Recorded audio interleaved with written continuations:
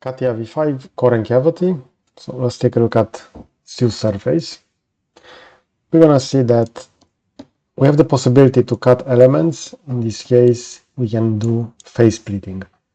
So for example, I have over here the following pad that is defined by that sketch and it's extruded.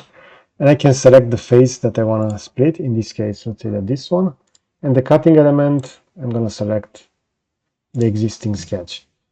Now, as you can see over here, I still have that sketch enabled and I don't see that face being splitted because SU faces will act a little bit differently than split faces in this case. But if I'm going to right click and I will define the work object to be the SU surface, we're going to see that now if I'm going to move the mouse on top of this, I have the possibility to only select the bottom face. Now if I will try to change the color of a face over here, I can now do that quite easily.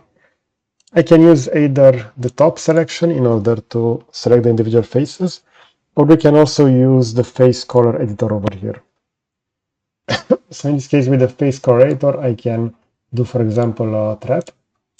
I'm going to do a trap over here on the bottom and on the top, and we're going to see that that face will now be selected and changed.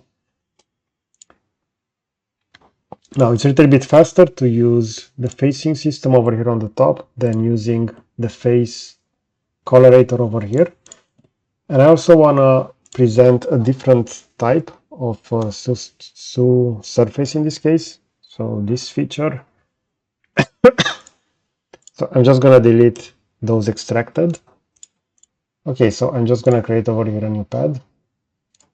And now within this pad, I'm going to create a new sketch, which will be as following. I can add over here a coincidence. And in this case, I have an additional sketch over here. And I can actually use that in order to do the SU surface in this case. So the faces to be split, it will be that one. And the cutting element will be the new sketch over here. And if I will go within define work object, I have the possibility to now only have that surface individually. So this is what SU surface does within CATIA V5. So it's mostly useful in order to do various coloring on a surface.